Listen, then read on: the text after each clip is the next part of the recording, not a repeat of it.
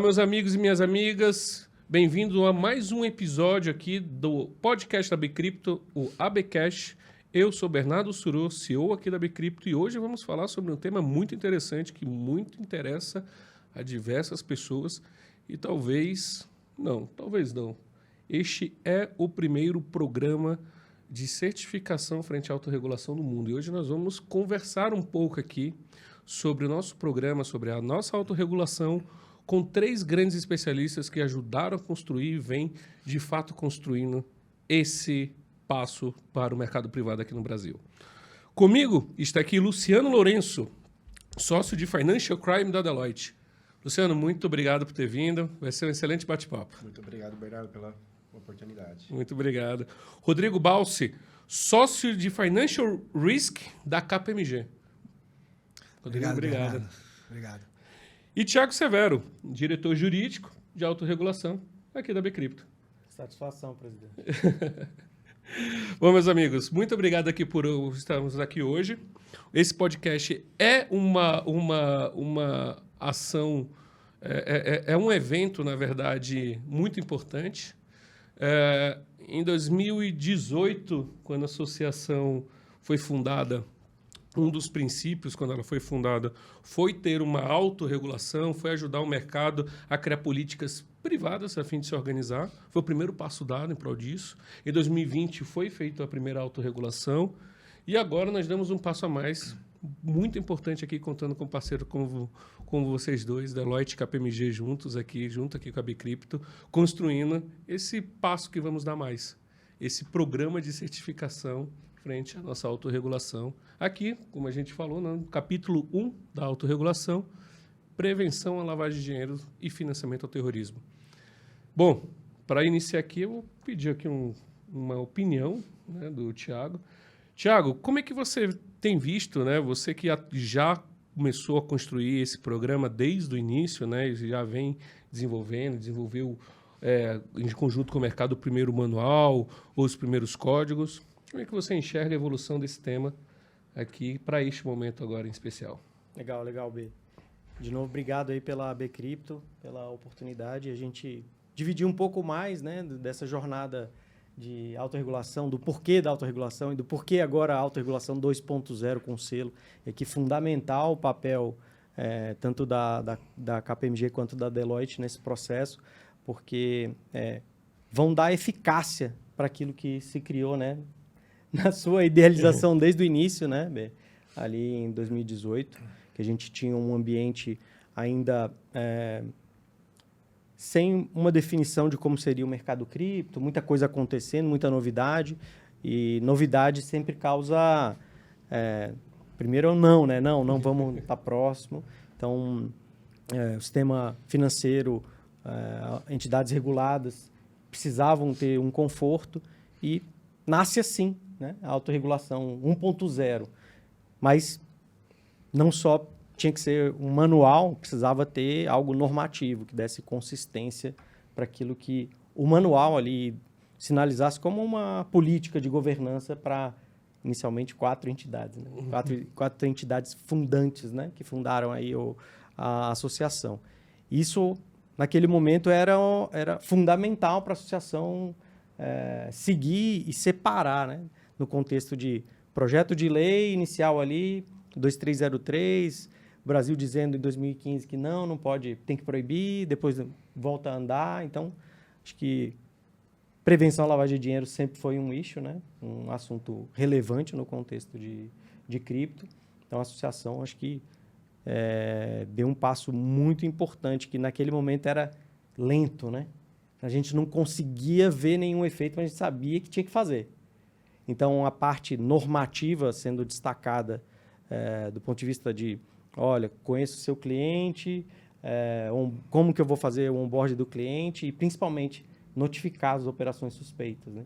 Então, tem muita história, não vou contar tudo aqui agora, deixar um pouquinho da palhinha, mas esse trabalho, assim, é importante esse registro aqui no podcast, porque tem sido feito com o sarrafo realmente não só ser algo para inglês ver, é para ser feito. Eu acho que aqui vem um ponto, né, de bater de frente com os problemas, de fato, né? não é não se esconder, é não criar justificativas, mas sim ir lá e ajudar a resolvê-los. Eu acho que esse é um grande ponto. No mercado, no início, foi muito apontado em termos de não ter práticas. A Bcrypto vai e cria prática em conjunto, demonstra, e agora a gente dá mais um passo demonstrando isso. Eu acho que isso é um grande ponto de amadurecimento de todos os envolvidos, né? Eu acho que em tão pouco tempo, pelo menos eu não consigo ainda observar na história. Eu já vou trazer aqui o Luciano e o Rodrigo para isso, mas até hoje eu não vejo na história uma autorregulação que foi desenvolvida de forma tão rápida, tão eficiente, e agora já com um programa que visa certificar justamente empresas para isso. Eu creio, e que é uma opinião minha apenas, que talvez esse seja o programa mais rápido desenvolvido para o mercado da história. E B, não tem nada que foi criado da cabeça. A gente já existia uma norma, a Consulta 70 do Banco Central, que já trazia uma nova diretriz ali de análise baseada em risco, que se tornou, né, a circular 3978, e que disciplina de forma matricial, né? Olha, eu, regulador, espero isso, né, do mercado. Então, olhando para o que já existe, a gente criou, de novo, esses 3 pilares, né? Como que eu faço o onboard do cliente, como que eu conheço o cliente e por que eu notifico alguma operação suspeita, do ponto de vista de qualidade da informação e não quantidade. Então, assim, eu acho que um ponto importante que a associação teve nesse contexto de cortar na própria carne era colocar isso na mesa. Falar assim, olha, vamos começar, ter um manual, tem que ser normativo e a gente vai olhar já para a norma, porque em algum momento a gente vai ter um regulador. Então vamos antecipação justamente Exatamente. do mercado. Aí aqui eu acho que é um primeiro ponto que eu vou trazer. Luciano, primeiro, obrigado novamente aqui pelo bate-papo. Acho que muito mais obrigado pelo bate-papo. Rodrigo, eu também já vou te fazer uma pergunta. Porque muito mais obrigado pelo bate-papo, obrigado pela jornada, né, que nós construímos, né? Lembro da conversa que não tem como esquecer da Maíra, né? Desde o início, o engajamento, a Maíra conversando conosco, outra sócia da Deloitte, a gente conversando. E o grande ponto, sempre que a Maíra colocou, foi, olha, o mercado realmente ele precisa dessas autorregulações, ela precisa se autorregular. Nós temos casos de sucesso de outras autorregulações aqui, né? Feito por outras associações, por outros tipos de mercado, e é um bom passo para se colocar. E ali a gente sempre conversando sobre isso, né? E ali pôde contar trazendo aqui a Deloitte. Primeiro a gente começou a conversar como associado, começamos a construir de forma conjunta. E me fala um pouco como foi essa jornada, né? Como foi que você entrou nessa jornada e qual a expectativa que você tem dela? Bernardo, mais uma vez agradeço a oportunidade. É um prazer, né, estar com você, com o Thiago, com o Balsi, discutindo não só um tema que é relevante para a sociedade, mas também para o mercado que vai crescer cada vez mais, né? Como você comentou, isso vai fazer parte da história, né? Então, ter um primeiro selo, né, do mercado de criptoativos, isso vai dar bastante credibilidade, e não só credibilidade para o mundo corporativo, credibilidade para todo mundo que quiser ter investimentos em criptoativos. Então, é um prazer enorme estar aqui com vocês. Você citou bem a Maíra. A Maíra também é uma sócia de Financial Crime, esteve junto com a Bcrypto também desde o início, então uma menção importante aí para ela. E a minha participação começou, né, com a própria Maíra, né? Nós dois estamos juntos lá na Deloitte, atuando na frente aí de Financial Crime. Vendo hoje, né, o selo, né, sendo lançado, parece uma coisa, olha, que ótimo, foi algo rápido, mas não sabe o quanto, né, de suor, né? Nós, né? O Balsi, né, conhece também o quanto de suor que foi isso. Quantos invites, né, Luciano? Quantos invites, quantos reagendamentos. Quantas discussões, né, nós tivemos, né, sobre práticas, né? Então, reunir, né, não somente nós 4, em muitas reuniões estavam, né, mais gente, então... até o simples fato de conciliar agendas, isso foi bastante desafiador. Então, foi uma jornada relativamente rápida, mas bastante dura, né? Bastante dura num bom sentido, né?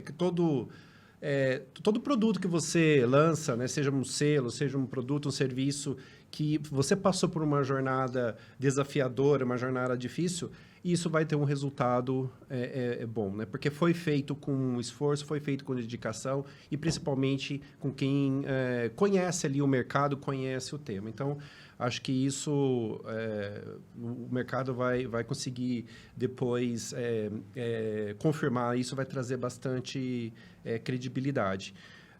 Bem como vocês falaram, né, o selo ele não sai do nada, sai de uma autorregulação. Então, até vocês, né, começaram bem antes. Isso, apesar de ter um benchmarking com outras regulamentações referentes ao tema de prevenção, detecção, lavagem de dinheiro, algumas adaptações tiveram que ser feitas para chegar, né, numa autorregulação que fosse factível e que trouxesse confiança, e a partir aí definir quais são os procedimentos que serão verificados, né, a partir da autorregulação, para que imita, né, o selo, para que as instituições tenham ciência do que devem fazer para ter esse selo. O selo que, consequentemente, vai trazer um outro nível, né? Quando você tem qualquer tipo de selo que você obtém, isso é uma comprovação de que você tem controles mínimos, que você tem uma governança mínima sobre aquele determinado assunto. E prevenção e detecção da lavagem de dinheiro, apesar de, né, ser muitas vezes tratado no mundo corporativo, esse é um assunto importantíssimo para a sociedade. De fato. Né? Lavagem de dinheiro, o que é uma lavagem de dinheiro? Né? Você transformar, falando resumidamente, transformar um dinheiro ilícito, um dinheiro proveniente de atividades criminosas, em um dinheiro lícito. Ou seja, o crime, né, obter esse dinheiro prejudicando a população, diminuindo a segurança, né, de cada população, tirando dinheiro daqueles do que poderia ser aplicado em mais educação, em mais saúde, em mais infraestrutura, saneamento básico, para enriquecer criminosos. Então, quando a gente fala muito de várias etapas do programa de lavagem de dinheiro, a gente sempre remete muito ao mundo corporativo, mas isso é um bem enorme para a sociedade. Né? No final das contas, a gente está dando maior segurança para a sociedade, diminuindo a probabilidade de que pessoas de qualquer camada da sociedade tenham ali os seus bens, né, utilizados para enriquecer cada vez mais a comunidade criminosa. Isso é um ponto interessante, né? Porque você trouxe que eu achei, que eu também acredito de fato, é que o selo, né, ele não tá trazendo apenas segurança para a empresa em si, né? A empresa não é que ela vai acumular troféus, né? Tem mais um troféu agora que eu tenho isso. Não, ao contrário, aquele selo é um atestado da empresa, né, para a sociedade e para seus investidores, de que ela tem todos os controles e todos os requerimentos que são necessários para combater ilicitudes, para cometer crime, para combater crime, que eu eventualmente posso utilizar a empresa como uma vítima também, né? Ou seja, usar a infraestrutura da empresa como uma vítima. Ou seja, o maior ganho desse jogo todo, dessa ideia toda, não são as empresas, é a sociedade. Com certeza. Né? É o grande beneficiário final. É o grande beneficiário final. E, B, só um comentário aqui e várias coisas que o Luciano comentou, assim, me lembram de discussões que a gente teve sobre como é que a gente vai colocar de pé o Know Your VASP no Brasil. Será que o selo do PLD é a primeira estrelinha ali do cardápio de preenchimento, como se fosse um álbum de figurinha com relação à certificação para a gente conhecer no final da linha o provedor de serviço de ativo digital no final do dia para atender uma recomendação do GAFI? Aí quando eu escuto o Luciano, aí eu lembro de algumas discussões que a gente teve no final. Como é que a gente vai chegar no Know Your VASP? Vamos começar do começo, né? Exatamente. Vamos explorar isso já já. Balso, meu amigo, muito obrigado aqui, fazendo o mesmo agradecimento, né? Primeiro que a KPMG também tem sido um grande parceiro desde o primeiro dia.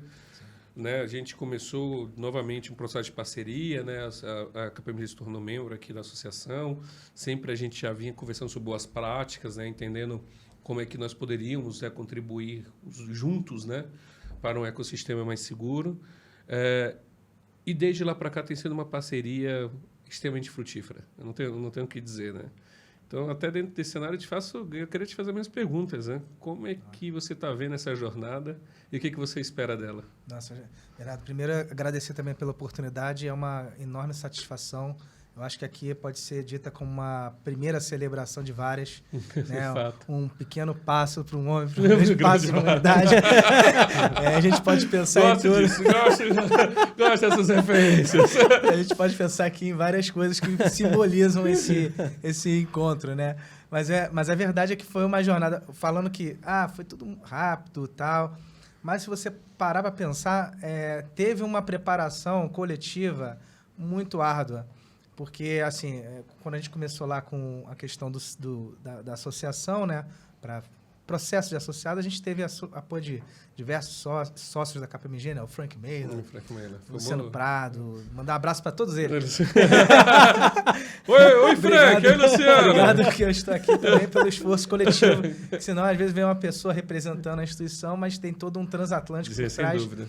E, assim, do ponto de vista técnico, ninguém avança sozinho, né? Fábio Lacerda, um grande monstro aí, né? Grande amigo grande parceiro, né? O Thiago Rolli também, que ajudou bastante do ponto de vista técnico. E, assim, esse esforço coletivo que mexeu não só com a Bcrypto, os associados, a KPMG, a Deloitte também, faz trazer, né, a ideia de que isso é algo maior, né? Que realmente vai se transformar em algo bem grande. Isso aqui é só um ponto de partida, no final de tudo, né? E a preparação que eu digo é de como isso tudo surgiu de cada lado, né? Porque a gente tem a história de como a Bcrypto chegou até aqui, da Deloitte até aqui, até da KPMG, individualmente a KPMG a gente tem de cada um. Eu, por exemplo, primeira vez que apareceu o assunto de criptoativo para mim, eu estava na KPMG de UK ainda, participei lá, fiquei no projeto de pesquisa de instrumentos financeiros durante 5 anos, né? Fazendo posição firma para uma norma relacionada a instrumentos financeiros. Sempre atuei com risco financeiro, derivativos, essas coisas, né?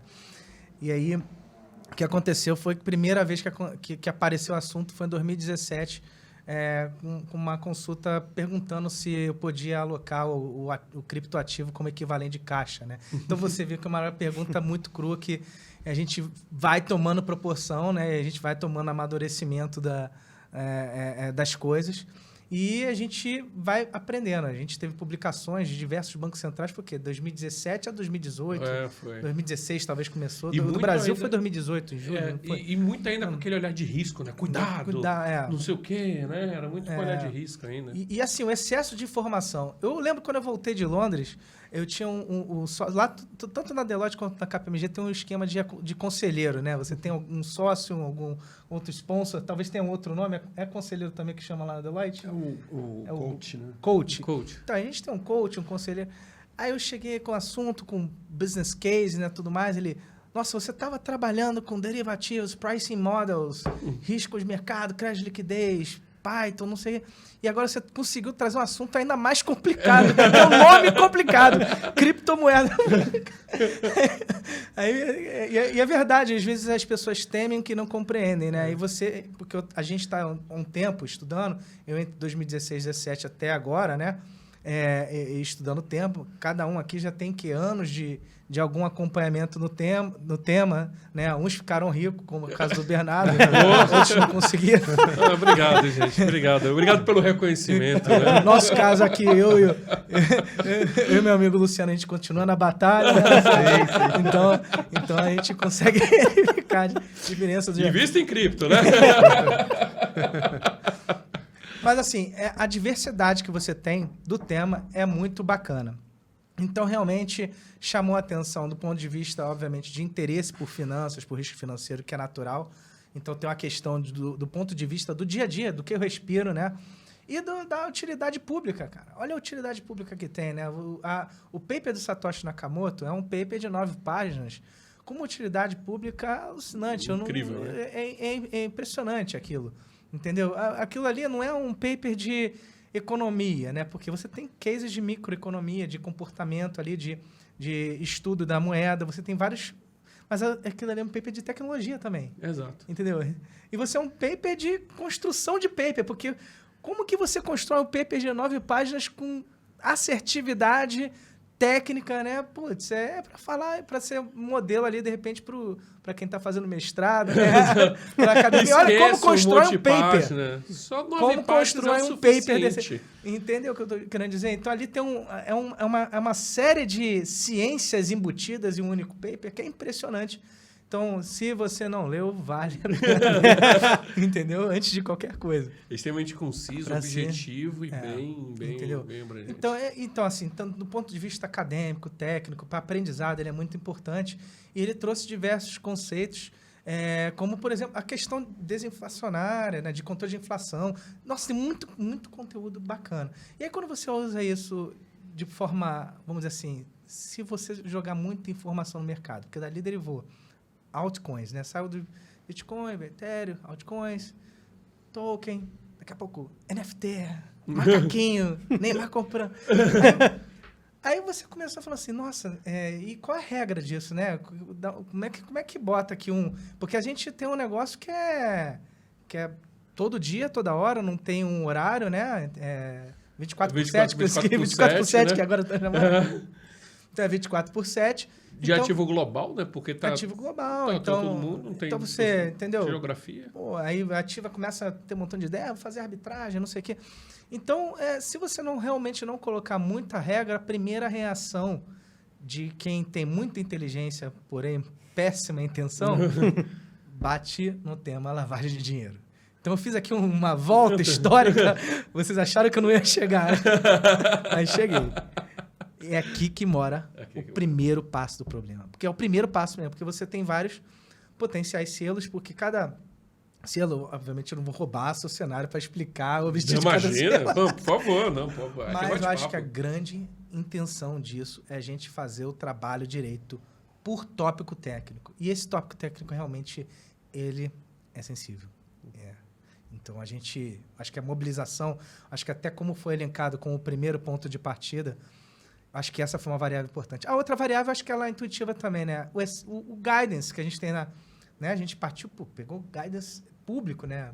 1, 2, 3 referências de mercado. Guidance público, onde a gente tinha como que você constrói, né? Uma linha de raciocínio para a PLD, para você não reinventar a roda. Então, a gente não foi da cabeça do Luciano, da minha, do Bernardo, do Thiago. Não, vamos fazer um benchmark aqui, né? Uma pesquisa assim, vamos tentar avaliar os cases de impacto do que é proposto no objeto, né? Porque ali tem uma especificação de objeto no selo, né? Você não está limitado a exchange, você bate em VASPs e você tem aqui a reação de cada uma delas para uso do potencial uso que pode ocasionar a lavagem de dinheiro. Então, ali você tem um estudo de caso já mapeado e você tem o benchmark de como que isso já foi feito aplicado para outros ativos, né? Então, ali você começou a falar, opa, é aqui que eu vou discutir. Juntou isso tudo, monta aquele draft de 300 páginas, que não é o paper do Satoshi Nakamoto. Não a gente conseguiu exatamente o inverso do que ele conseguiu, Conseguiu exatamente o inverso. Mas aí foi discutindo, mas ficou menorzinho, conseguimos sintetizar, depois de muita pesquisa. Provável que o Satoshi também tenha a partir de um paper gigantesco até chegar no 9 páginas. Acho que tiveram os códigos-fontes com diversas documentações dentro do código-fonte, diversas linhas de... Isso serve para, né? Para poder explicar. Exatamente. Que jornada incrível. E é que, Thiago, não é que a Bcrypto... Eu acho importante, né? A Bcrypto não simplesmente sentou com a Deloitte, com a KPMG e falou, vamos desenhar uma autorregulação e vamos colocar isso no mercado e ponto, né? Não foi assim, né? Todo esse processo que o Balsi trouxe, que o Luciano trouxe, que foi um processo rápido, mas ele foi amplamente discutido, né? Com todos os associados, justamente para que a gente consiga balizar essa regra, né? E lembrando, né? Porque a Bcrypto, ela tem uma estrutura de governança, né? Que vai não só supervisionar esse tipo de questão, mas ele tem que estar alinhado com as expectativas de mercado. Exatamente o que uma consulta pública faz, por exemplo, por uma norma, né? Como foi esse bate-papo de apresentação de regras, controle do que vinha, do que via? Quais foram as discussões aqui que geraram e onde você acha que isso vai, como autorregulação, programa, de fato, encaixa na realidade de todos? Legal. Mais um elemento, mais uma pergunta que vai fazendo a gente destrinchar aqui, puxar o novelo para explicar da onde que a gente está chegando, né? Acho que o primeiro ponto, a gente já tinha algo, que é a autorregulação 1.0, e aí mostra para os caras, né? Falou assim, ó, tem isso aqui, e como é que a gente agora materializa em dar eficácia para isso? Os caras falam, meu Deus. Vamos trabalhar junto. E o primeiro tópico que eu lembro, né, Luciano, a Maíra, o Fábio, o Balsi, foi, vamos criar um espelho do que a gente vai fazer como guia para a gente chegar no nosso checklist, para a gente ter o norte de onde vai partir para auditar. Então, foi um caminho interessante, que é como se a gente tivesse começado realmente da folha em branco. Apesar de ter alguma coisa, tem que ter um nível de abstração para conseguir. Tá, como é que a gente... E não é os 9 páginas só do Satoshi. Não foi só tipo uma conversa fora na internet. Então, pelo menos eu lembro, assim, isso foi bem marcante para mim, né? Não sei o Balsi e o Luciano, que a gente fez esse primeiro depara, né, com o que a gente vai fazer com a regulação 1.0 e onde vamos encaixar os benches. Então, a gente foi fazendo os recortes, pensando sempre nos 3 pilares, né?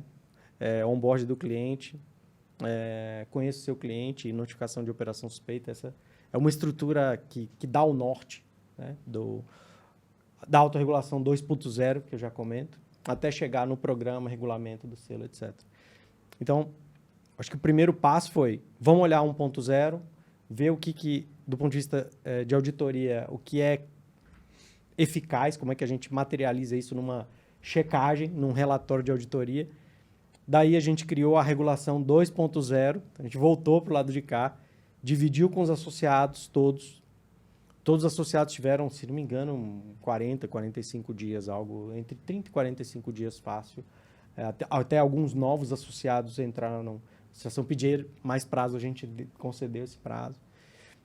E aí se materializou a autorregulação 2.0, que foi essa evolução da construção do que já era 1.0, mas com esse olhar, principalmente deles, né, de como a gente vai auditar esses caras, que o Balsi falou, a gente não tem como só... A gente vai checar a conformidade, né, disso frente da eficácia para a autorregulação do ponto de vista de concretude. Esses caras estão realmente... Essa autorregulação realmente funciona, né? Não adianta a gente... Esse teste foi um teste exaustivo, né? Eu lembro da gente testando e conversando sobre, não, mas isso aqui não tem como, isso aqui tem como testar, isso aqui, né? Esse é um ponto que eu acho que a gente sempre traz, né? Assim, foi exaustivo os testes, né, Luciano? Foi exaustivo, né? Foi.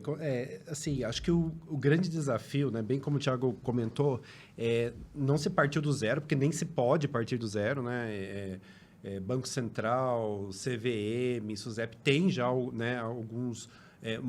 já tem ali alguns requerimentos regulatórios, né, para prevenção e detecção da lavagem de dinheiro. Então, foi feito esse benchmarking e aí ajustado, depois de várias conversas, ajustado, né, para o cenário, né, para o cenário da AB Cripto. Acho que o desafio aqui, quando você definir os procedimentos de auditoria, são os procedimentos não serem tão abrangentes, de uma forma que tanto, né, a Deloitte quanto a KPMG tenha avaliações diferentes, mas também não ser aquela coisa muito fechada, porque, né, a AB Cripto ela tem empresas, né, que são altamente já bem maduras, né, já tem um programa porque já tem todo um histórico de banco, né? Então são bem maduras, como aquelas empresas que entraram agora e estão estruturando. Então, é uma jornada natural, né, de ganho aí de maturidade. Então, esse foi o desafio, né? De não deixar muito abrangente, mas também não muito fechado, de uma forma que, para alguns procedimentos de auditoria, passassem a ser não aplicáveis. Acho que o que vocês comentaram de algumas discussões, a avaliação interna de riscos foi um deles. Essa foi interessante, né? Porque, geralmente, uma jornada exclusiva. De reuniões internas para discussão sobre o tema, né? E é um tema importante, porque isso que é o que dita depois, né, um processo importante dentro do programa de PLD, que é o monitoramento, né, de transações. Você prioriza o monitoramento de transações quando você avalia, né, você tem clientes versus produtos de alto risco, né? Então, geralmente tem instituições que têm 2.000, 3.000, 10.000 alertas por mês. Então, não existe braço para analisar todos os alertas. Então, eu foco naqueles que são de maior risco. E como que eu sei aqueles de maior risco? Tem todo esse processo de avaliação interna de riscos, definição de quais são esses critérios de riscos, quais são as classificações de risco. Então, por isso que acabou sendo discutido bastante, porque é algo que, né, durante aí as auditorias pode gerar várias discussões. Né? Eu lembro de uma discussão que eu achei até interessante, que a gente falou, não, mas qual que é o tipo de produto de risco, né? Eu falei, depende, se você for considerar, né, que Bitcoin é extremamente volátil, né?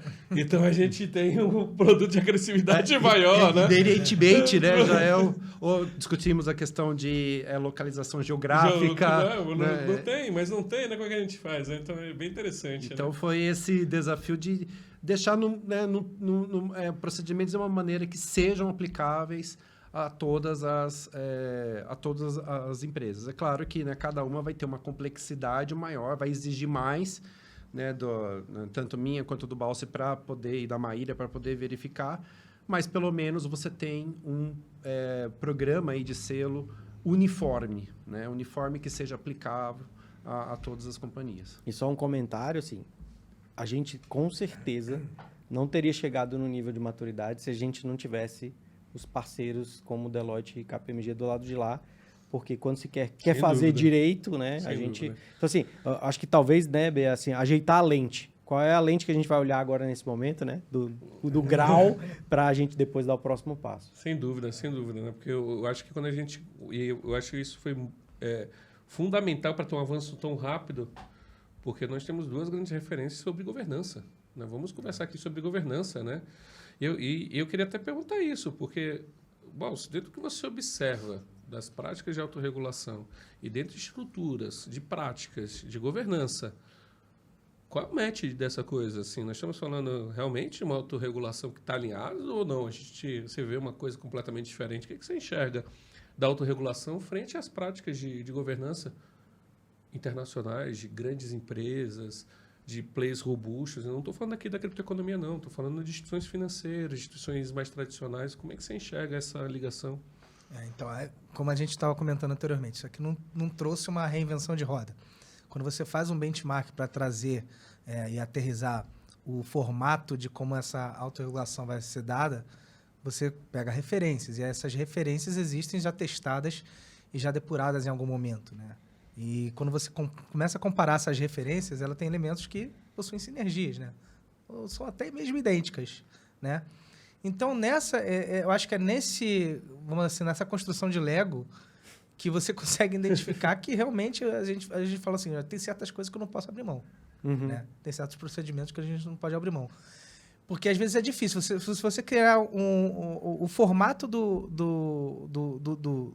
guidance para o selo, ele acopla um checklist no final do dia, que é uma coisa que traz digestão para quem tiver como usuário e tem um caráter educativo. Perfeito. Né? Eu acho que a questão de também tornar de fácil digestão o documento é ter um caráter educativo. Sem dúvida. A gente pensou lá atrás que falou o seguinte, olha, vai ser novo para todo mundo. Como que a gente faz aqui também para ter alguma coisa que as pessoas possam rapidamente saber do que está sendo falado, pesquisar e, de uma forma ordenada, conectar os passos. Então, você vai ter a modulação do guidance. O guidance é modular, né? Você tem ali os 6 grandes pilares deles, né? E aí, como ele foi montado, é para você conseguir colocar cada caixinha para trabalhar de uma forma integrada. Né? Imagina porque a gente vai estar tendo um guidance, que a gente vai ter uma questão de avaliação de tamanho, de estruturas, mas você vai ter estrutura que em dado momento vai estar muito mais avançada em termos de governança, organização interna e outras que nem tanto. Essas que nem tanto vão aproveitar que vai ter uma informação pública para poder fazer o dever de casa. Exato. Então é um negócio super democrático no final do dia também, porque você consegue ter um guidance acima de tudo, né? Não é só o selo, né? Você tem um selo. Todo mundo quer estudar para passar de ano. Mas para passar de ano você tem que fazer a prova. Antes de fazer a prova você tem que estudar. Então, eu acho que no final do dia a roteirização está seguindo essa linha de raciocínio. E é assim igual no mundo todo. E até um ponto que você trouxe falando de mundo todo, porque em 2020 foi lançada a primeira versão, a versão 1.0 da autorregulação, que ela ficou vigente, né, como uma política da associação. teve uma propagação tão grande no mundo dessa política, ela se tornou, da autorregulação, que ela se tornou referência em boa parte do mundo, por incrível, não estou brincando, tem notícias da época do Japão, da Coreia, de países asiáticos, que apontavam como a primeira autorregulação voltada ao mundo cripto. Dentro desse benchmark que vocês enxergam, que vocês fizeram, vocês já identificaram algo tão completo quanto e tão assertivo? Existe comparativo no mundo cripto, quando a gente... Isso olhando o mundo e o setor cripto no mundo, vocês encontraram algo? Porque vocês têm conexão com o mundo todo. O que a gente tem discutido... A gente tem lá, eu participo de working groups. Né? Um dos temas de working groups é digital assets. Então, a gente faz parte desse e eu participo. E a gente percebe que tem uma assimetria de estágios, né? Tem jurisdições que são legal tender, tem jurisdição que não. Tem jurisdição que está debatendo o CBDC, né? O Central Bank Digital Currency. Tem nosso Real Digital, o DREX. A gente está no DREX, no Real Digital. O Real Digital. E tem também os modelos, né? O Real Digital, o DREX. O DREX, ele tem um modelo, uma proposição construída que não necessariamente é a mesma de outras jurisdições. Então, essa assimetria operacional de como as jurisdições enxergam os temas, né, que são vários temas, né? De real digital, quer dizer, CBDC, aí você tem token, você tem o criptoativo nativo, né, que é o Bitcoin. Só o Bitcoin já é um tema específico, né? Então, todos eles são tratados como temas diversos e jurisdições avançam mais de um lado, outras de outro. E é difícil você ver todo mundo. Tem jurisdição, por exemplo, que já pegou... não, Bitcoin agora vai ser minha moeda, né? Minha moeda funcional vai ser Bitcoin.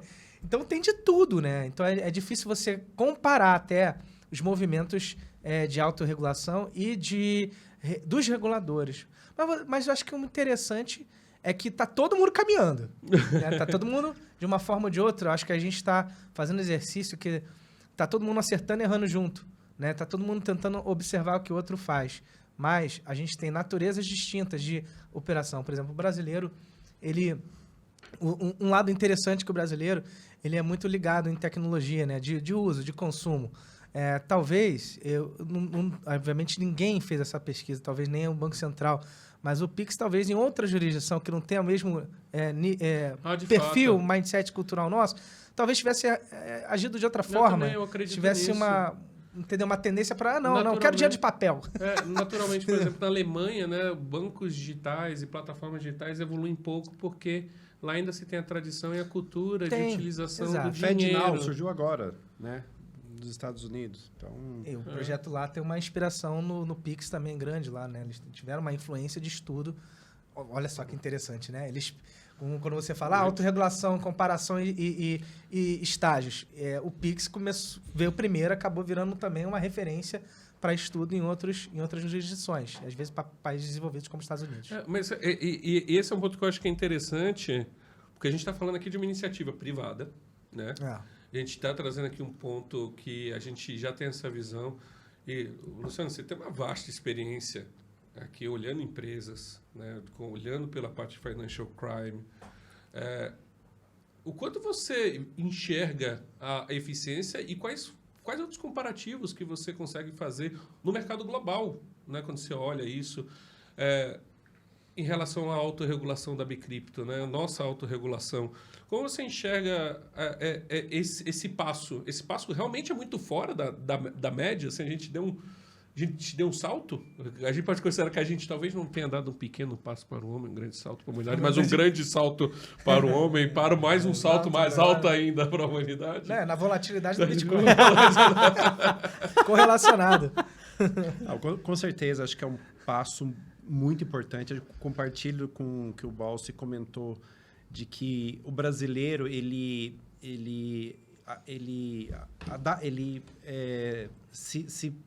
gosta de adotar muita tecnologia, mas ele adota a tecnologia porque é algo prático. O Pix é algo prático, né? criptoativos, né, criptomoedas, isso, né, trazendo uma nova opção. E outra, não é novo aqui, mas não é novo no Brasil, né? A gente fala novo, mas não é algo novo no Brasil. Hoje são transações a bilhões, né, de reais. Então, 600 bilhões já circulou desde 2019. Então, não é algo novo no Brasil. Então, já foi adotado, né, pelo brasileiro e tende a ser adotado mais. Esse selo vai trazer essa credibilidade para isso. Realmente, hoje não é muito difícil se comparar, como o Balso comentou, se comparar, né, uma autorregulação, um selo parecido, porque e quando fala jurisdições, não são só... Estou falando de países, né? Estados Unidos tem jurisdições em diferentes estados. 50 jurisdições diferentes nos Estados Unidos. Bom ponto. E é difícil você fazer um benchmarking, falar, olha, deixa eu ver.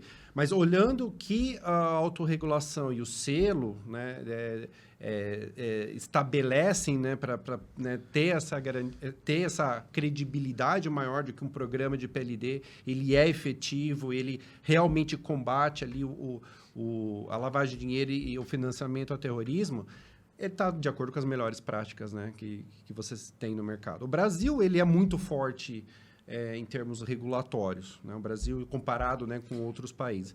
Se a gente aqui, né, não partiu do zero, a gente não reinventou a roda, pegou as boas práticas, tanto no mercado global, como principalmente aqui o brasileiro, e adaptou, assim, consequentemente, é uma autorregulação e um selo bastante forte.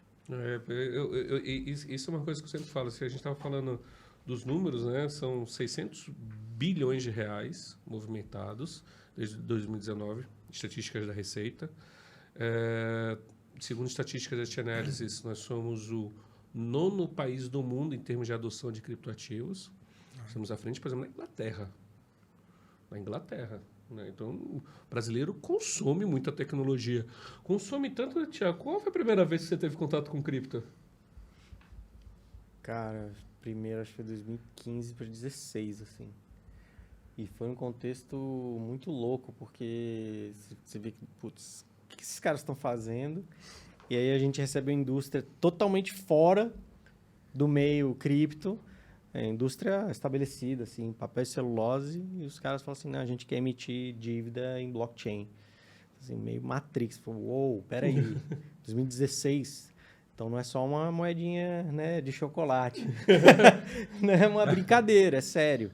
Então, quando você começa a ver o movimento dos estados também, pensando em como se utilizar da infraestrutura que cripto, né, Satoshi proporciona, cara, é realmente um outro universo. A gente está falando de outras coisas. Né? Então... Cripto, para mim, entra nesse contexto ali, 15, 16, bem inicial no Brasil. Assim, a gente tinha pouquíssimos casos, acho que um ou outro player que tinha blog e que ajudava ali quem tinha interesse, era bem nascente, restrito, né? Nascente, assim. E naquela época já existia uma preocupação em termos de prevenção à lavagem de dinheiro no mercado? Sim, já existia. Até porque... para ter qualquer tipo de credibilidade, porque você está intermediando, né? Porque acho que o grande volume das exchanges do mercado brasileiro são as exchanges. Então, como é que eu trago alguém, né, um brasileiro médio ali, que você tem bem o perfil, né? O cara com 25 a 35 anos, que não necessariamente vai ter o dinheiro total para adquirir um Bitcoin. Então, como é que esse cara participa desse novo mundo? Eu acho que o Luciano colocou bem. Então, o brasileiro é adepto daquilo que funciona e dá certo, né? Então, a lei pega, a lei não pega. Então, Pix pega, o Pix não pega. Então, acho que a cultura do brasileiro tem a ver com isso, né? E aí o ponto que eu queria chegar, eu acho que trazendo em termos de trazer uma percepção sua, né, que está desde 2015 olhando já o mercado, resolve o problema? A autorregulação encaixa? A autorregulação e regulação concorrem? Assim, do ponto de vista regulatório, no Brasil, acho que o marco inicial que muda a chavinha de observar, não só, eu sempre uso esse exemplo, né, o regulador ou o regulado espera um checklist de troca de óleo de carro. É um exemplo tosco, mas que funciona bem. Não é isso mais.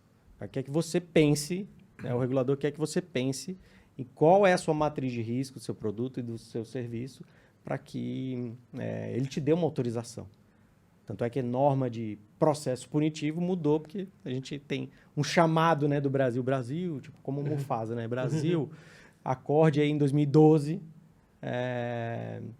para que você reforce o pilar de supervisão e com processo punitivo. Então, isso tudo vem, meio que está no mesmo bolo. E a autorregulação, no mundo cripto, antecipa, né?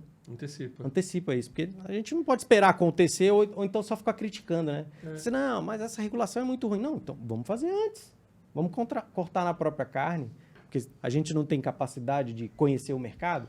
O regulador está fora do escopo regulatório dele.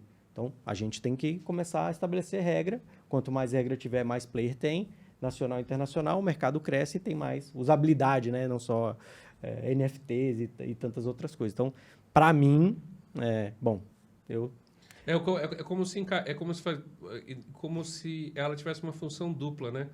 Nesse primeiro momento em que a regulação ela começa a ser estruturada e aplicada, a autorregulação vem a suprir uma necessidade e logo depois ela se torna uma peça que encaixa como se fosse um manual para a empresa pensar, né? E implantar de quanto prática. Ela fala assim, olha, já que temos aquela regulação bem ampla, né? Tem uma metodologia de risco, mas o que é uma metodologia de risco, né?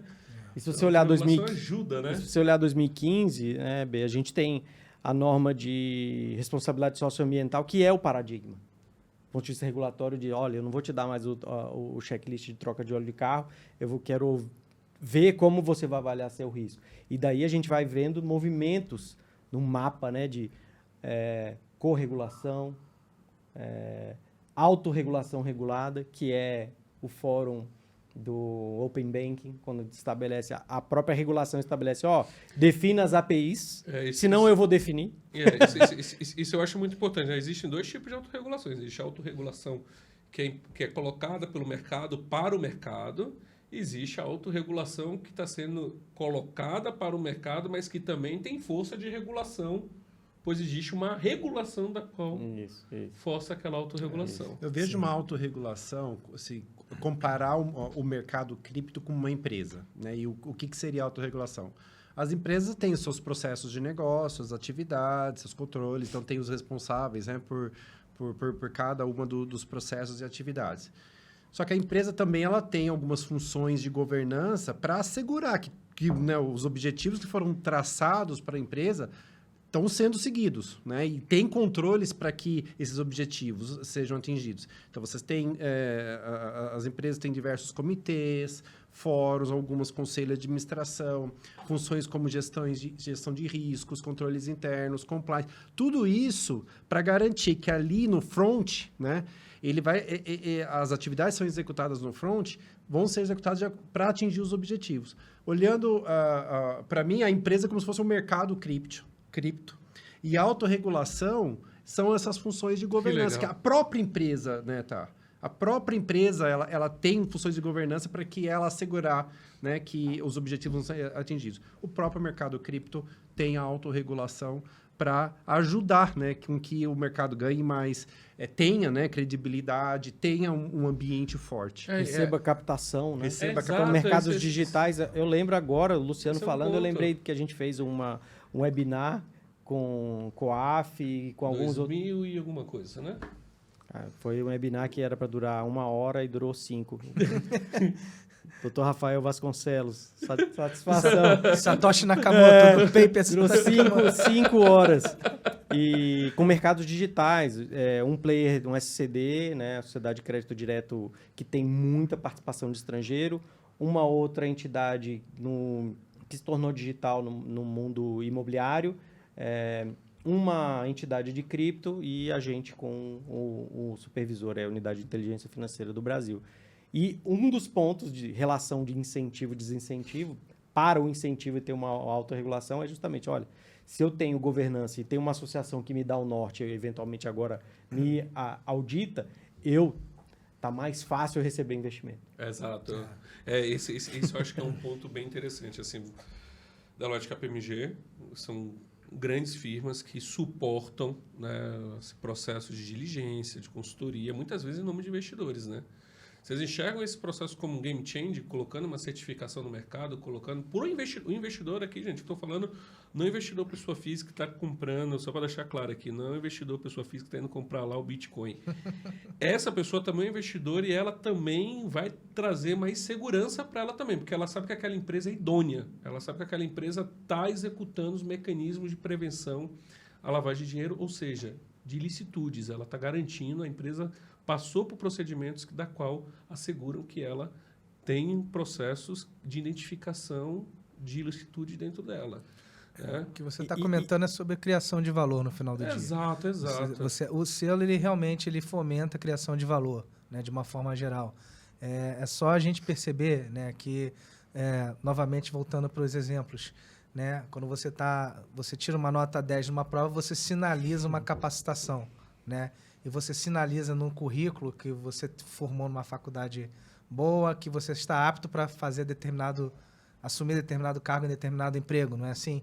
A empresa é quase igual, né? Se você olhar no microcosmos, do micro para o macro, né? Na verdade. Então, aí, eu acho que quando ela faz o dever de casa, que tem essa questão do caráter educativo, né? Eu acho muito válido, porque ele começa ali. É a forma dele construir e organizar a casa. É um acesso que ele vai ter via autorregulação para ele ter um parâmetro que já foi feito ali, na verdade, todo um trabalho técnico, estudo e uma verificação, né, de construção de cenário, né, para guidance, onde ele vai conseguir te dar uma diretriz para arrumar a casa. E aí o que ele vai fazer para arrumar a casa? Vai tentar fazer o gabaritar, né? Vamos gabaritar, né? O cara quer gabaritar. Então, vai estudar e vai gabaritar. No momento que ele vai gabaritar, ele cria o valor dentro da empresa. Criou o valor dentro da empresa, ele já pode estar com uma possibilidade a mais, né? Um atrativo a mais, que, obviamente, vai estar aí se deparando com a questão de um eventual investimento, né? Atração, uma parceria, né? Do investidor, uma parceria. Criação de valor é você fazer o bolo crescer, né? A gente só fala de dividir o bolo.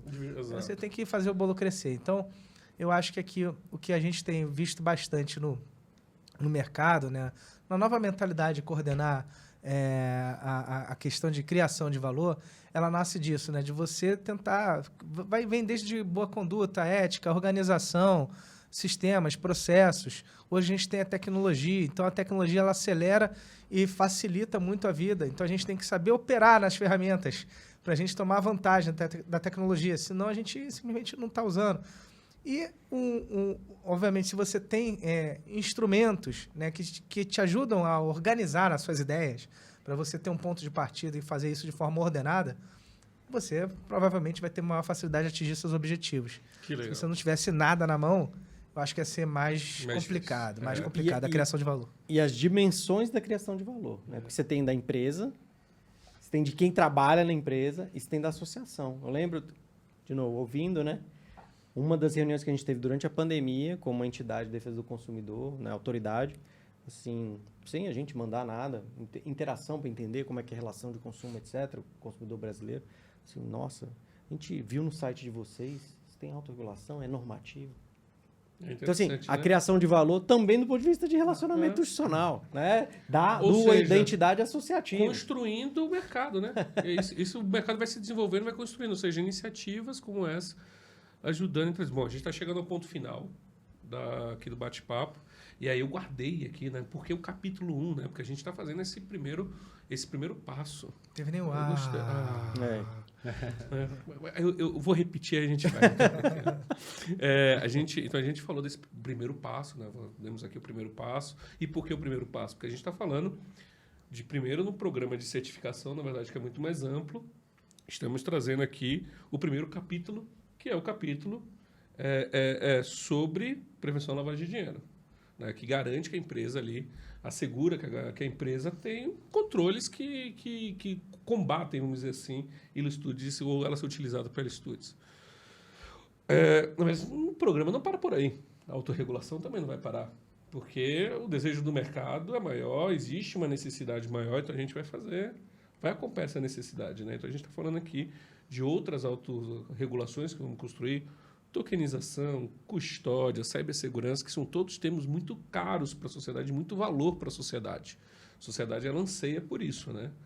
E aqui, para poder fechar aqui esse bate-papo de hoje, queria trazer uma pergunta aqui para os nossos 3 amigos aqui hoje conversando sobre Game Change, sobre essa mudança de jogo. Começamos essa mudança de jogo, Thiago? A gente vai querer ouvir, né, do player. Mas eu acho que, de novo, no 2.0, na autorregulação 2.0 e com o KPMG e Deloitte, eu acho que existe um game change, sim. Não só do ponto de vista cultural, mas a geração de valor daquilo que a autorregulação proporciona, não é custo. É o que você vai ganhar em escala. Então, é um micro que você consegue escalar, né, de ponto de vista organizacional, captação de investimento, interação com o regulador, com outros, né, reguladores e país, né? Porque o Brasil está ainda no processo de avaliação do risco e cripto é parte dela. É um capítulo gigantesco e ano que vem o Brasil coordena o G20. Então, assim, cripto não mais e não menos importante do que todos os outros assuntos, mas acho que a autorregulação...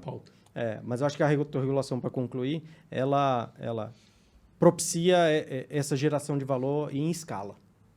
Game Change, Luciano? Acredito sim que seja um game changer, né?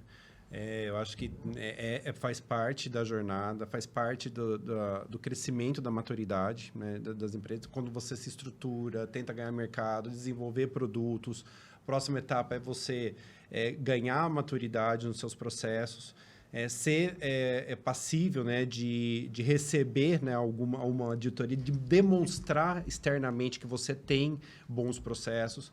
Então, acredito sim que é um game changer. Quando você propicia maior confiança ao mercado, aos seus investidores, aos seus stakeholders, reguladores. E isso não tem como falar, né, não falar que é um game changer. Então, acredito sim.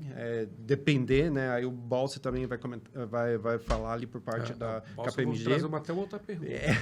Mas parte da Deloitte, KPMG, a própria AB Cripto, esse selo a gente vai fazer acontecer e vai realmente trabalhar para que essa credibilidade ela seja fornecida para o mercado e seja realmente um game changer.